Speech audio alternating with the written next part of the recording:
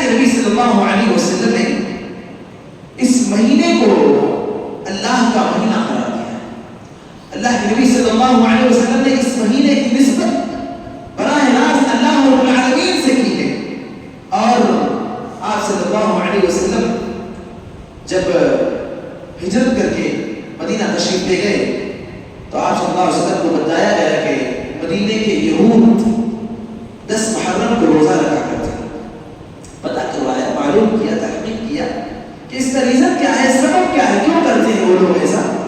تو معلوم ہوا کہ یہود کہتے ہیں کہ اس دن ہمارے نبی موسیٰ علیہ السلام کو اللہ تبارک و تعالیٰ نے فرعون اور فرعونیوں کے ظلم و جبر سے اور اس کے استبداد سے نجات دی تھی.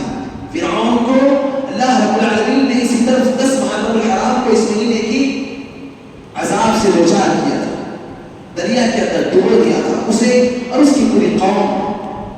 تو اسی کی خوشی میں ہم روزہ رکھتے ہیں ایک دن کا 10 محرم الحرام. اللہ کے نبی صلی اللہ علیہ وسلم نے کہا کہ موسیٰ ہمارے بھائی ہیں اور اس دن روزہ رکھنے کے حقدار تم سے زیادہ ہم ہیں. اور اس کے بعد آپ صلی اللہ علیہ وسلم نے روزے کا اعلان کروا دیا.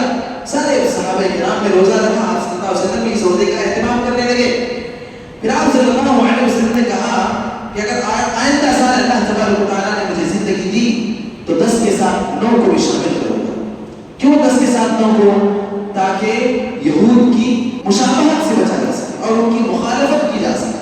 وہ بھی 10 کو روزہ رکھتے ہیں, ہم بھی 10 کو روزہ رکھیں گے, انہی کے جیسا عمل کہیں نہ ہو جائے, لہذا ان کی مخالفت لازم ہے. ان کے جیسا عمل ہم نہیں کریں گے, ان کے جیسا عمل ہمارا عمل نہ ہو. آپ صلی اللہ علیہ وسلم نے کہا کہ 10 کے ساتھ 9 کا بھی روزہ میرا لیا کریں گے. تو اللہ کے نبی صلی اللہ علیہ وسلم نے یہود کی روزے کے معاملے میں یہود کی مخالفت کا طریقہ واضح کر دیا کہ 10 کے ساتھ 9 کو شامل کرنا ہے. صلی اللہ علیہ وسلم نے کہا کہ عاشورہ کا روزہ, 10 محرم الحرام کا روزہ, یہ ایک سال گزشتہ 1 سال کے گناہوں کی معافی کا روزہ. ہم سے بہت سارے گناہ ہوئے ہوں گے گزشتہ محرم سے اب تک, بہت سارے گناہ. کون انسان ہے جو گناہوں سے پاک ہے؟ کس سے گناہ نہیں ہوتے, کس سے غلطیاں نہیں ہوتی؟ ہر انسان گناہگار ہے.